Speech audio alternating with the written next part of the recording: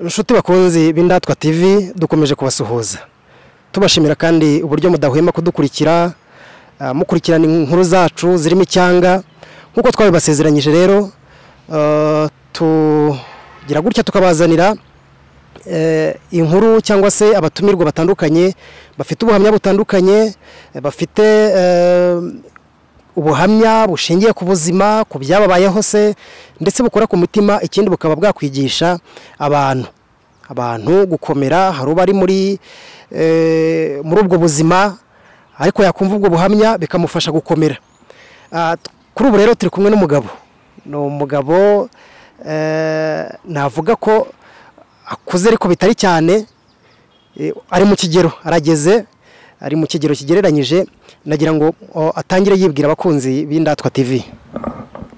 Mbanje kubashimira kwa mwadusuye hano turi turwariye ku bitaro tukaba amazina yanjye banyita Imana Dieudonne ndi umugabo koko ndubatse ndi umupapa w'umwana umwe afite n'undi mwana ndera ubwo n'abana babiri muri rusange kuri ngewe. Aha yitwa Dieudonne. Dieudonne ndagira ngo udusangize cyangwa se usangize abakunzi b'Indatwa TV ubuhamya bwawe kuza mu bitaro karwara ariko cyane ndagira ngo banze utubwire Dieudonne mbere yo kurwara cyangwa se mbere y'ubuhamya hanyuma turaza kwinjira mu buhamya nyirizina ariko mbere y'ubuhamya Dieudonne ni muntu ki?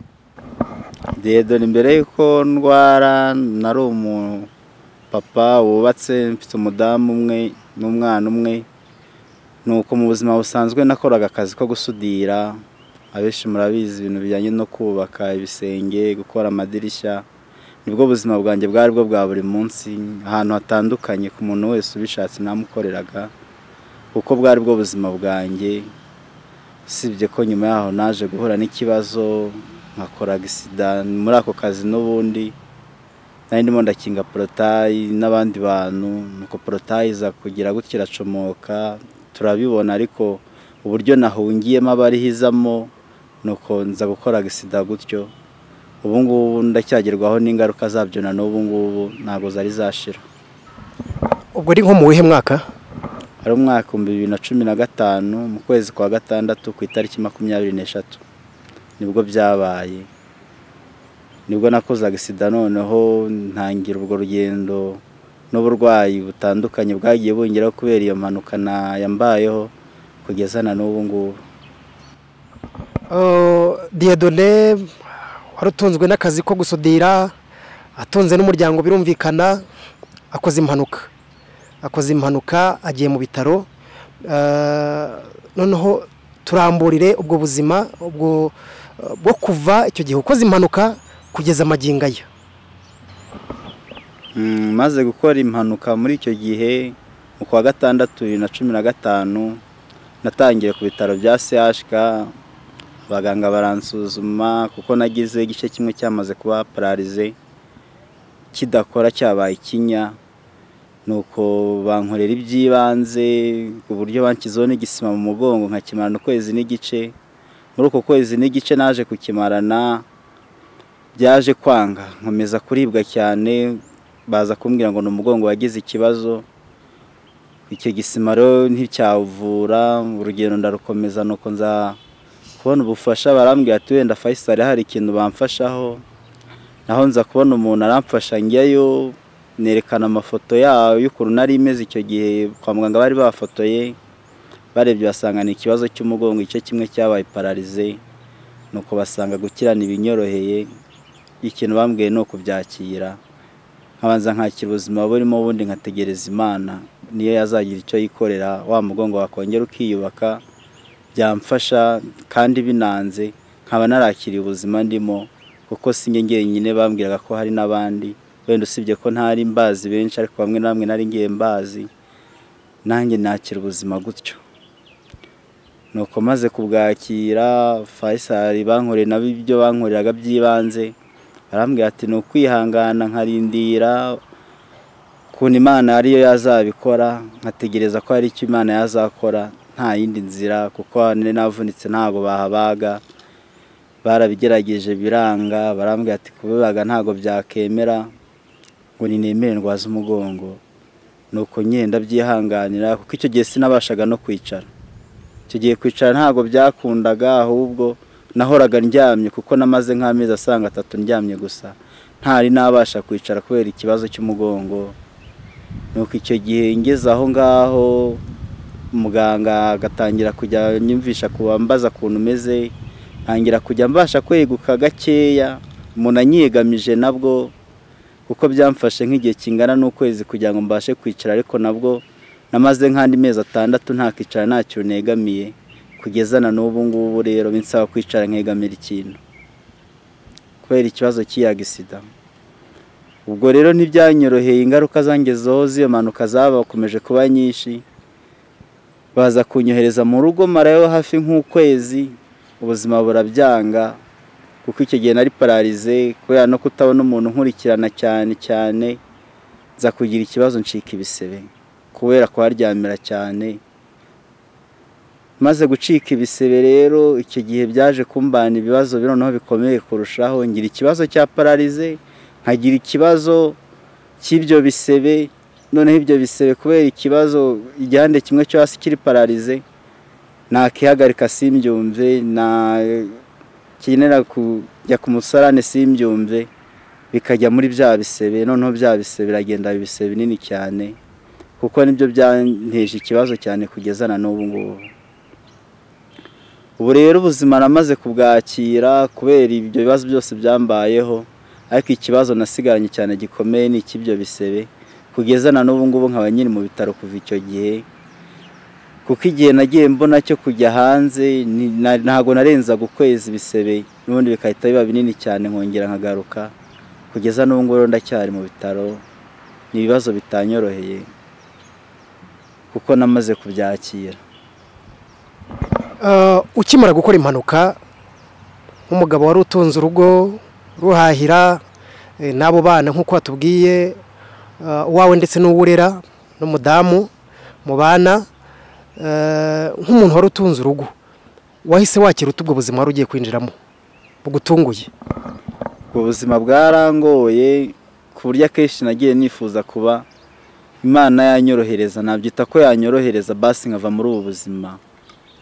Muri make nifuzaga ubuzima bwo kuba napfa, nabyifuje kenshi nkabisaba kenshi, ariko kubwo mugambi w'Imana nkaba nyiriho, ikomeza kumfasha muri ubwo buzima ikoresheje abantu bayo, kugeza na n'ubu ngubu ari ngemba yo kugabagira neza, ari n'umudamu Imana yakomeje kumufasha kuko icyo gihe ninge wakoraga njyenyine, mudamu nta kazi yari afite. Ariko nyuma yaho madamu yaje gushaka uburyo yakifasha nyine, akajya ashaka kuntu yabona ibiraka byoroheje kuko nta kazi kandi yari afite gakomeye, akomeza muri ubwo buzima. Nanjye aho ndi kwa muganga akajya azakangeraho, kuko mbere yabanje kundwazaho igihe nk'umwaka n'igice, biza kwanga kubera ikibazo cy'ubuzima. Nuko nsigara njyenyine nirwaje, ndamubwira ati nta kibazo reka ngiye nirwaze, tugenda umenye bari abana ujye ubamenya, nanjye nzaho ko Imana ibishaka kandi namwe muzabaho. Nuko muri urwo rugendo rwose nagiye mpura n'abantu batandukanye, bakajya banganiriza, bakajya bambwira ukuntu ubuzima bumeze, bamwe bakajya bambwira ngo ninihangane turi kumwe, ubuzima bukomeza gutyo. Na n'ubu ngubu turaho nshima Imana kuko byose niyo yabikoze muri urwo rugendo rw'ubuzima. Ubuzima bukomeye nakwita nk'inzira ikakaye, inzira irimo amahwa y'imifatangwe, ndetse kuko kubona wari umugabo utunze urugo ugahita uhura n'isanganya nk'iryo. Ubu tuvugana imyaka 5 irashize. Imyaka 5 irashize uri mu bitaro. Ko watubwiye ko umugore nawe yarabayeho mu buryo bwo gupfundikanya, reka mbyite gutyo, ndetse n'abana abo yarasigaranye agomba kubitaho, bari batunzwe nawe, reka mbivuge gutyo. Mu bitaro iyo myaka 5 yose ubayeho uti? Mu bitaro imyaka 5 urebye hose nagiye nyura, nagiye mfashwa n'abagira neza kuko ngiye narabivuje ubushobozi burananira. buranshirana kuko bimwe mu byo nari ntunze nagiye mbigurisha kugira ngo nivuze nabwo biranga kuko nsa n'uwimazeho ibintu kubera ikibazo cy'ubwo burwayi nari mfite ariko kugeza na n'ubu ngubu nshimira Imana kuba nyiriho kuko Imana igenda ikoresha abantu bayo kuko ngiye nta kintu ngifite kuko no kwishyura ibitaro ari aho nageze bikaba ikibazo gikomeye cyane nkabura ko nivuza nkajya ngera aho ngaho ku buryo najyagamo ideni nini cyane byose nkabyereka Imana najya kubona nkabona Imana ikoresheje abantu bayo kuko niyo yambaye hafi kuruta byose nkajya nanjye nitabira ibintu byo gusenga cyane ngasenga cyane nkabyereka Imana ibibazo byanjye kuko nta bundi buhungiro nari nsigaranye kuko abo nitaga inshuti zanjye abenshi baramaze kunshikaho batakingenderera ugasanga nsigaye ngenyine mu kibazo akari nubwo ubwiye umuntu ikibazo cyawe akakwihorera nuko mpitamo kujya mbyereka Imana nkabona Imana ikoresheje umuntu ntazi akaba ari we ungeraho akarumenya ibibazo byanjye najya kubona nkabona Imana irabikemuye muri ubwo buzima rero bwarakomeje gutyo nkomeza gusenga negereza Imana nkajya negereza n'abantu b'abanyamasengesho babwira ati munsengere kuko ntago binyoroheye Imana ikomeza kundinda muri ubwo buryo nuko icyo kibazo rero kugeza na n'ubu ngubu ndacyagifite ariko ndi kumwe n'Imana n'abakozi bayo b'Imana abantu bose babishatse baranyegera rwose bakansengera bakamba hafi mu buzima bwa buri munsi kugeza na n'ubu ngubu ndashima Imana kuko igikomeje kundinda kandi kabirinze n'umuryango wanjye nibyo nshimira Imana cyane. Dieudonne mu bitaro mu gihe kingana n'imyaka 5 dusangiza ubuzima bwawe kuva mu gitondo kugeza nimugoroba mu bitaro bundi iyo umuntu ari mu rugo rwe byanze bikunze aravuga ati kuva mu gitondo kugeza nimugoroba ndaba mpugiye mu bintu binibi dusangiza ubuzima bwawe kuva mu gitondo kugeza wongeye kuryama cyangwa se kuva ubyutse kugeza wongeye n'ubundi kuryama ku masaha y'umugoroba dutaturire ubuzima bwawe bw'umunsi umunsi ku munsi wabuhagaze bute nka Dieudonne? Mu buzima busanzwe ngiye mu gitondo nyine mbyuka nk'abandi muganga akaza kutureba niba hari imiti dufata tukayifata twarangiza tukajya mu bintu by'amasuku kuko ngiye n'ubu ngubu ndwaye nta murwaza mfite ubwo no kuvanga ibintu byinshi nsaba nk'umwe mu barwaza barimo aho ngaho muri iyo sare mba ndimo akamfasha cyane cyane ikintu amfasha ari nko kunzanira amazi hanze kuko ubu ngubu icyo nshimira Imana cyane sigaye mbasha kwiyegura basi nkicara cyangwa nkihindukiza ku buriri kuko ibyo byose ntago byakundaga ariko ubu ngubu biri gukunda kuko nk'umwenda nambaye hari ukuntu nihengeka ku gitanda nkaba nawufura mu gitondo mbona usa nabi byanarangiza kuwufura nanjye nkakaraba nkongera nkaryama nkategereza muganga noneho nkaza kwinginga wa murwaza urwaje wa wundi twegeranye akamfasha akamenera none ayo mazi akananyanikira hanze kuko ntago nabasha kubigeraho kubera ko ubuzima iyo mbyutse ngendera mu kagare nibwo buzima mfite noneho ubwo ndaryama kubera bya bisebe mfite bwamara gucya muganga akaza akadupfuka yamara kudupfuka noneho tugategereza yuko haza kugira nko mu masaa 8 nkabyuka ngafata akagare nkaba ntembera hanze hashoboka aho kabasha kungeza hose kugeza nimugora nka saa 1 nkaza kugaruka nkaryama iby'imibereho byo bijyanye no kurya cyangwa kunywa Imana nibingenera kuko njya kubona nkabona umuntu ntazi umugira neza akabara yarangemuriye cyangwa se byaba byanabuze nkihangana kuko byose ubuzima bwanjye buba buri ku Mana nubwo ubuzima bwanjye bw'umunsi buteye byose mbyereka Imana nibimfashamo. Ugeze kugira uti hari abagira neza bigeze kugufasha kubijyanye no gukurikirana ubuzima bwawe yaba kujya kwivuriza CHK ndetse na Faisal abo bagira neza ni bantu ki? Ni leta, ni umuntu ku giti cye, ni groupe y'abanyamasengesho na itsinda runaka se ryifashe rikaza kugufasha? Ni bande babibwiwe n'iki?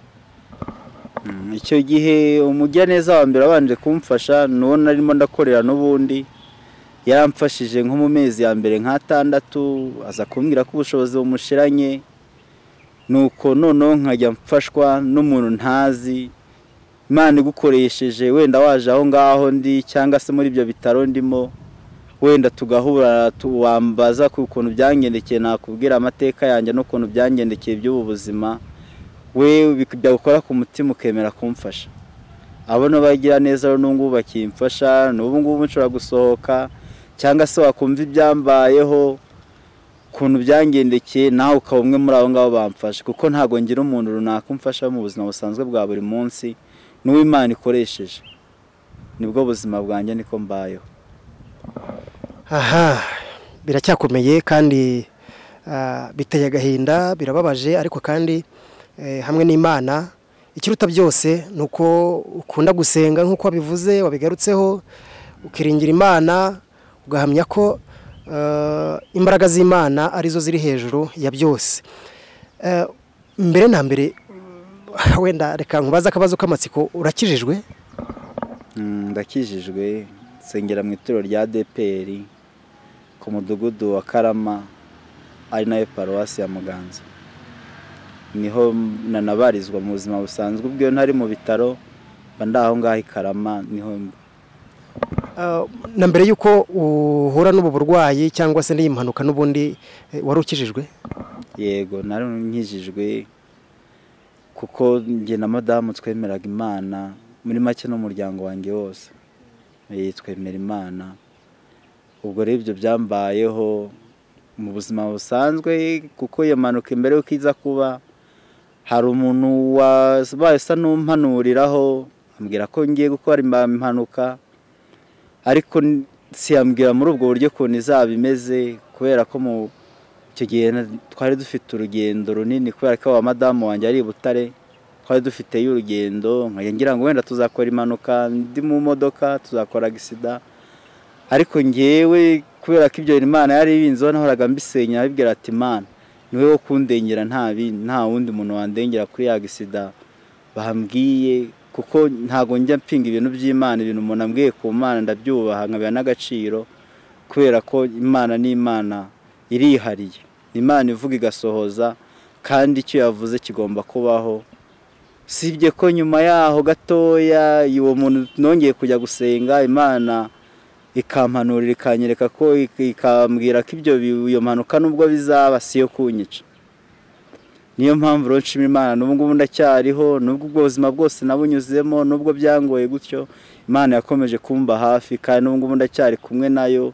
Nubwo mpura n'ibingora, ntago niheba, kubera ko ndi kumwe n'Imana, byereka Imana, nkayibwira ati Imana, uru rugendo rujya gutangira we wari ubizi, nubwo ngewe nabihaye agaciro cyane, nibaze kuntu bizagera nuko bizakora ntari mbizi, ariko we Imana wari ubizi, niwo zashyiraho n'iherezo ryabyo. Ntegereje Imana, kandi nzi ko ndi kumwe nayo, nzi ko mu ruhande rwanjye ndi kumwe nayo, naho abantu bose banshiraho, kuko abenshi narababuze, ari imiryango imyinshi yaranyirengagije, kuko nshobora kumara n'umwaka ndi ku bitaro, nta muvandimwe unsuye, nta muntu wo mu muryango unsuye, ariko iyo Mana igakomeza kumba hafi, igakoresha abantu bayo bakangeraho. Nkaba ngishimira Imana kuba nkiriho, nkiri muzima, n'ibyo mbuze mbyereka Imana, nkazajya kubona nkabonera bikemuye, nubwo byanze nkavuga ati bari mu mugambi wayo, niyibizi.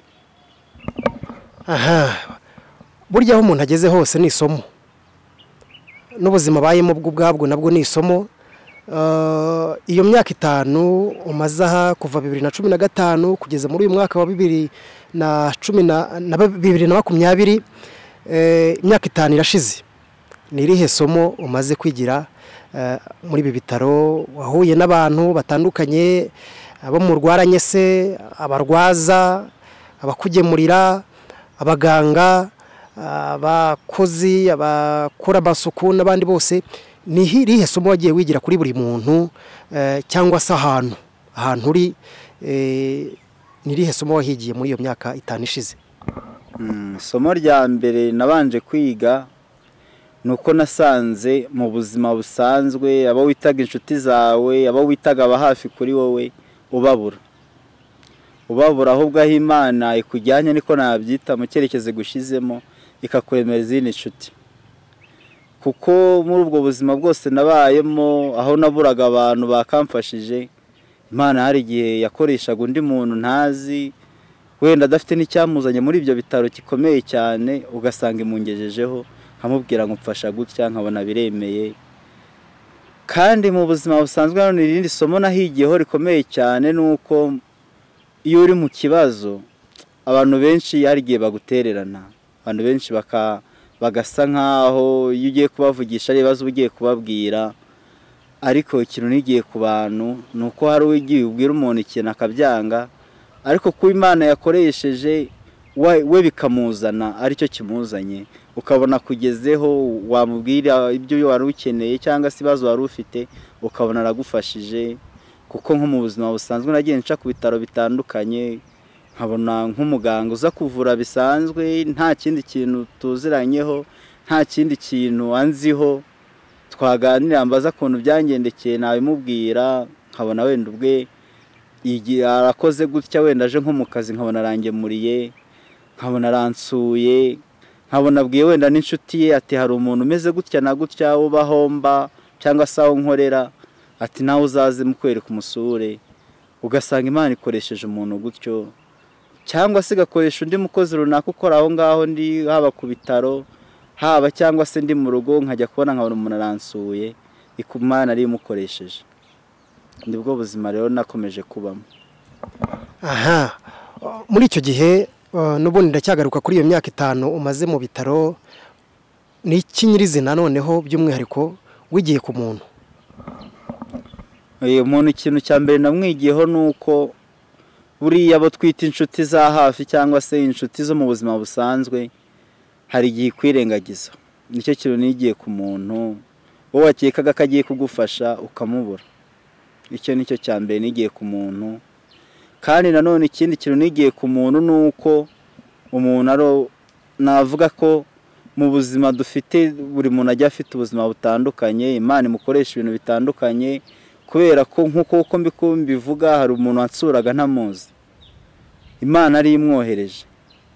Ariko niyo mpamvu mvuga ati ikintu cyo ku muntu cyane, abantu turatandukanye, ariko icyo nasanze ku muntu nubwo bamwe bakwirengagiza, nubwo bamwe wababura, ariko Imana ikoresha n'abandi ukabona baraje baragusuye utabitekerezaga.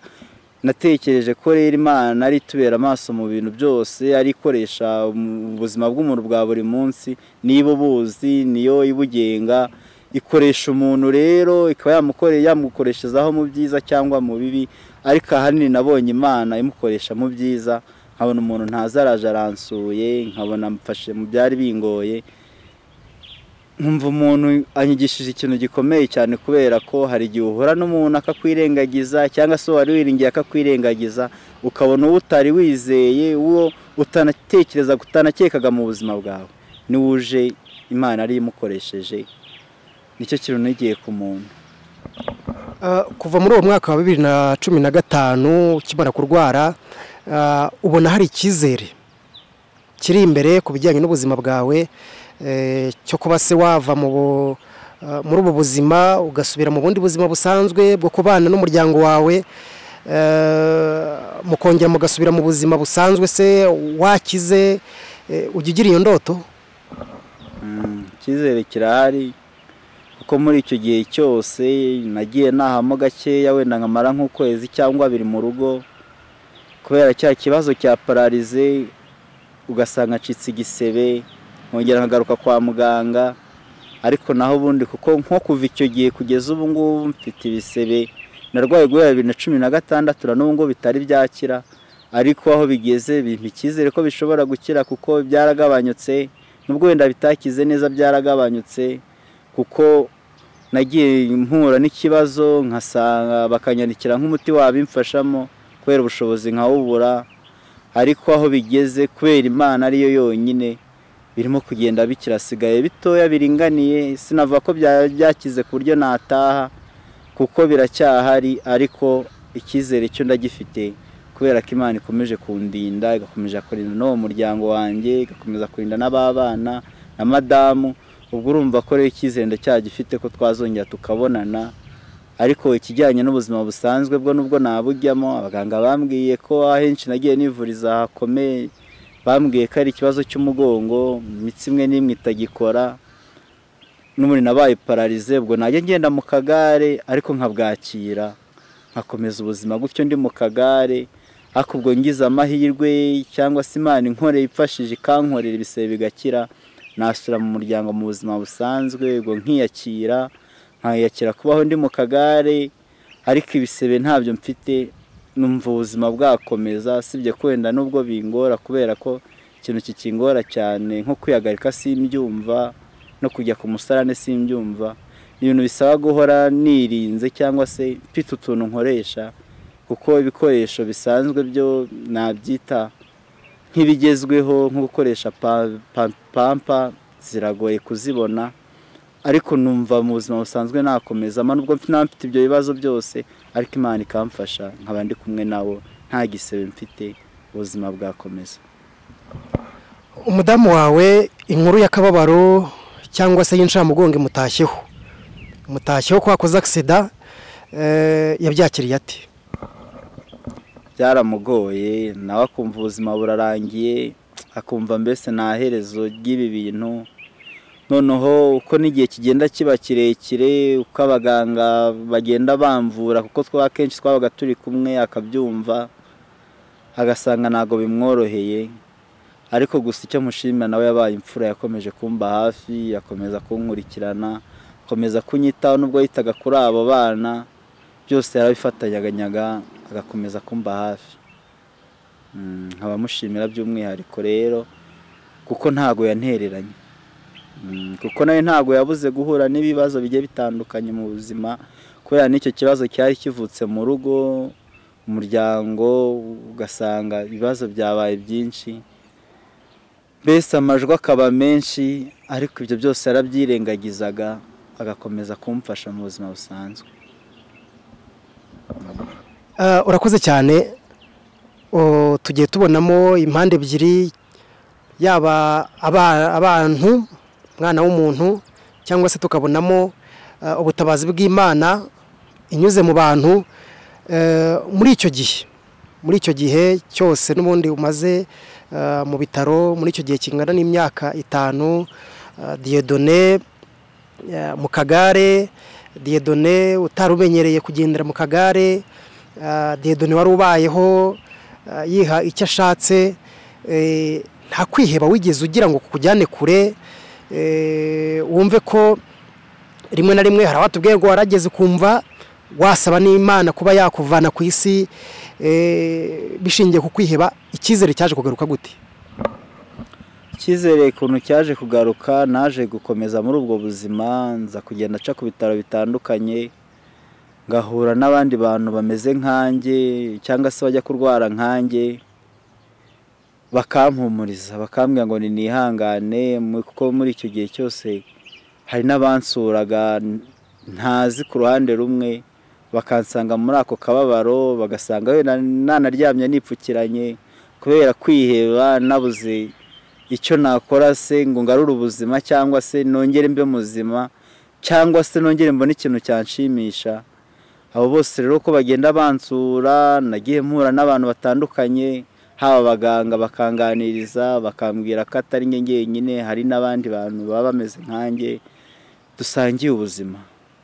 Nibwo rero naje kwiyakira, ibyo kwiheba biza kugenda bishira gake gakeya, kuko byaze kugeraho ngo bigashira najya nanaremba, cyangwa se hajemo nk'ubundi burwayi, kuko byanteye ingaruka nyinshi, ngira ikibazo mu nda, ngira ibibazo bitandukanye, kubera byose byaturutse kuri ya mpanuka.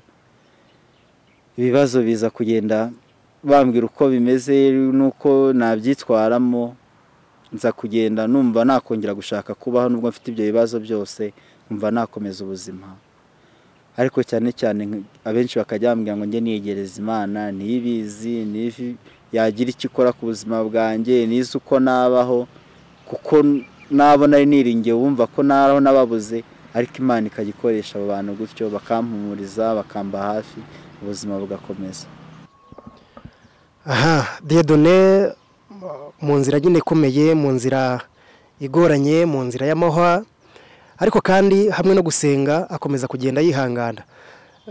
Wigeze kutubwira ko wigeze kujya kwivuriza ku bitaro byitiriwe Umwami Faisal, niki cyatumye uvayo kugira ngo bakohereze mu bindi bitaro navuga ko biri munsi yabyo kuko Faisal ni ibitaro bifite ubushobozi buri hejuru byatewe n'iki?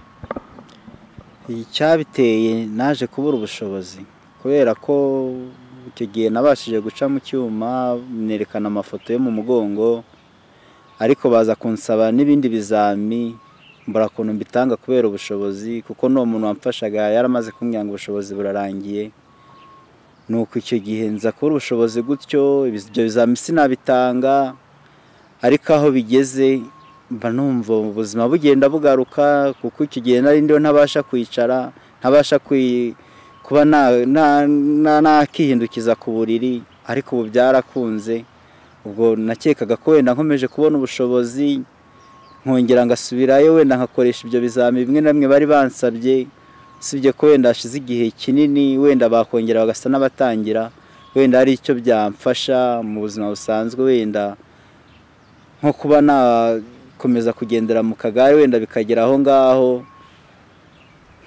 najya mbasha kukagenderamo cyangwa se bakamfasha wenda nkaba nabasha kujya maramo umwanya munini kubera ko ntago nabasha kumaramo igihe kinini umugongo ituruha n'aya maguru nkagira ikibazo cyo kubyimbirwa amaguru kubera kwicara ibyo byose rero nagiye mbibura ubushobozi kuko maze kuvayo naje kugira icyo kibazo cyo kubyimbirwa amaguru nza kujya sehashika baza kumfasha abagira neza baza kunjyana ibizami Kanombe baranyishyurira nuko haza kuboneka indwara yo kubyimbirwa amaguru barayivura ariko barambwira ati bisaba kujya mpozaho bakajya bamfatira ibyo bizami bihoraho ariko ubushobozi nza kububura niko byaje kungendekera nuko ubwo burwayi nsa nkaho nabuze amikoro yo kwivuza ubushobozi mbese bwambanye bukeya nabuze n'abandi bantu bamfasha ngo nkomeze kubwivuza kuko n'ubu ngubu buracyangiraho ingaruka nabwo kubera icyo kibazo cyo kutivuza kubera ikibazo cy'ubushobozi. Iyo uganiriye na muganga ugukurikirana hari icyizere cy'uko ubonye ubushobozi bwisumbuye cyangwa se ubonye ubuvuzi bwisumbuye wakira burundu cyangwa akubwira ko ubwo burwayi ugomba kubwakira ari twibanire? Muganga unkurikirana kuko nk'ubu ngubu aho ndwariye ni naho nabaye igihe kirekire cyane kubera ari ku bitaro by'akarere bimfasha yagiye ambwira byinshi byamfasha ariko nkabubira ubushobozi kuko nk'ibyo bisebe yambwiye ko hari matera zaryamaho abantu bafite ikibazo nkatwe iyo sinabasha kuyibona irahenze cyane ku bushobozi nari nsigaranye ntago nabasha kuyibona yambwiye ko yageza nka 500 sinabasha kuyibona rero kubera ko ngiyo uyifite ugahindukira kubera ukuntu iteye iragufasha nk'abantu nkatwe dufite icyo kibazo nanone ikindi cyamfasha mu buzima busanzwe kugira ngo wenda mbashe kuba nava mu kagare biragoranye cyane kubera ko ubwo buvuzi bwose nanyuzemo harabambwiraga ko hari icyakorwa bigahinduka ariko nkayobora ubushobozi naho ngaho byagiye birangirira nuko rero kubera amikoro makeya n'ubushobozi ntabwo niyakira kugenda mu kagare ariko Imana imfashije nkabona abantu bantera inkunga cyangwa se bamfasha abantu bagira neza bisumbuyeho kubo mbona kuko mbona ryashobora kumfasha uyu munsi ejo simubone kubera nawe ubushobozi afite ariko mbonye abantu bashyira hamwe Imana ikabakoresha byamfasha mu buzima busanzwe kuko hari byinshi byakira mu buzima bwanjye nubwo wenda kugenda se nabyo birashoboka kubera Imana ariko binanze kubera ko namaze kwiyakira nabyakira ariko wenda hari indwara zimwe na zimwe ntivuje kubera ubushobozi mbashe kubona ubushobozi bikazikavurwa nubwo nawe ngenda mu kagare wenda sigaranye ikibazo cya paralize gusa nta zindi ngaruka zindi mfite z'indwara zitandukanye zangezeho kubera ubwo burwayi nabyo byamfasha ikibazo rero ni ubushobozi nabuze mbubonye hari icyo byahindura ku buzima mfite ubu ngubu kuko nko kuri ibyo bisebe hari imiti myinshi bagiye banyandikira nkayibura kubera ikibazo cy'ubushobozi ubwo mbonye ubushobozi nabyo bishobora kuba byakira ugasanga ari cyo nabasaba nk'abantu bakurikiye Indatwa TV